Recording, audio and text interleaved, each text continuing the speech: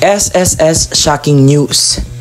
Ito ay importanteng balita na dapat mapakinggan ng mga SSS pensioners, SSS members dahil meron po tayong dapat pag-usapan dahil may na-find out po ang Commission on Audit or COA na dapat po nating malaman, dapat transparent po sa atin mga pensionado or mga miyembro ni SSS.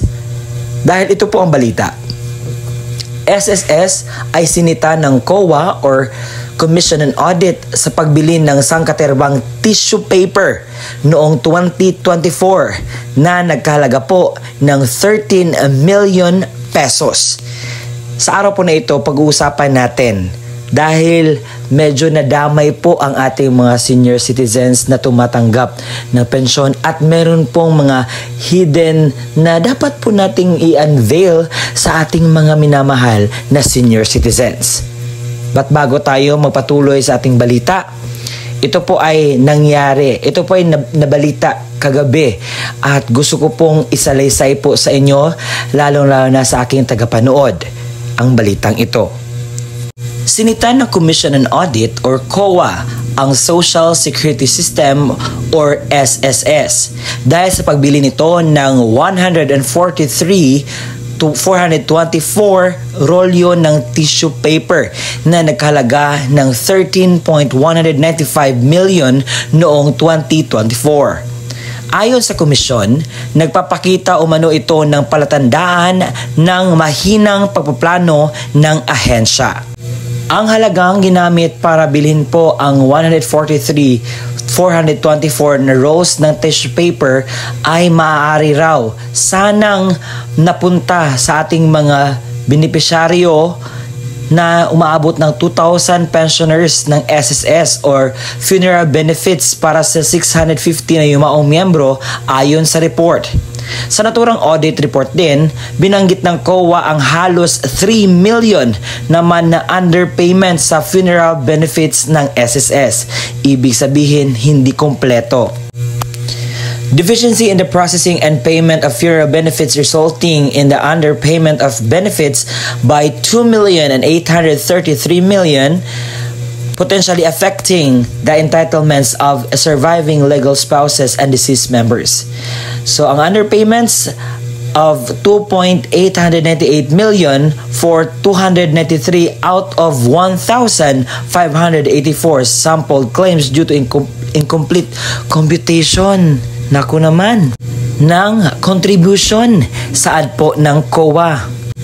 Idinagdag pa ng COA na may ilang pensioners na pumanaw na pero patuloy pa rin sa pagkatanggap ng benefits mula sa SSS na nagkaresulta po ng overpayment na 24.800 million. The overpayment of pensions benefits to deceased pensioners amounting 24.811 million highlights significant weakness in the SSS financial safeguards na leading po sa loss and wastage of government funds while putting the viability of the pension fund at risk. Moreover, adequacy and effectiveness of mechanisms in place to monitor pensions payment could not be ascertained ayon sa audit ng COA. Samantala, nagbigay din umano ng ang SSS ng cash incentives na hanggang 50,000 bawat isa sa 6,525 na opisyal at empleyado na may kabuuang 333 million sa ilalim ng Prestige Award. Naku, mas malaki pa yung mga natatanggap ng mga empleyado kaysa sa mga pensyonado. Sinabi ng state auditors na ang monetary awards ay dapat ibigay lamang when the suggestions, inventions, superior accomplishments, and other personal efforts result in monetary savings which shall not exceed 20% sa total savings na na-generate. Dahil dito, inatasan ng COA ang SSS na magsumite ng evaluation report kung paano tinukoy ang cash incentives at kung hindi, dapat ibalik ng SSS ang lahat ng unsubstantiated cash incentives. Nakipag-ugnayan po ang GMA para sa kanilang komento ayon po sa natuklasan ng COA. Sa ngayon po ay wala pang pahayag po ang SSS patungkol po dito.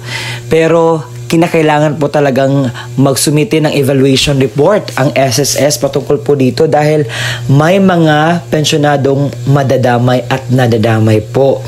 At kinakailangan po na iklaro ito.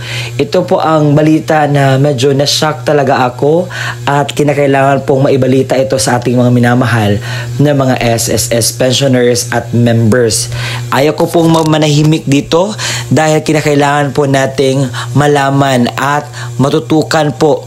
At kung kayo po mismo ay pupunta sa SSS at maghingi kayo ng computation, make sure na ang inyong computation, tanungin nyo kung saan nanggaling iyan.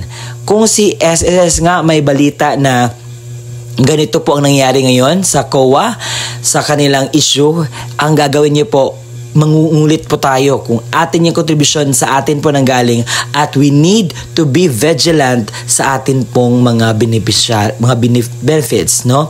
Kasi sayang po ang mga ito na hindi po natin magalaw ang ating rights to know and evaluate sa ating mga dapat pong ma-evaluate. So alam kong na-shock din kayo, alam kong napanood nyo din to, and kinakailangan po nating maging alerto. Kinakailangan po nitong malaman.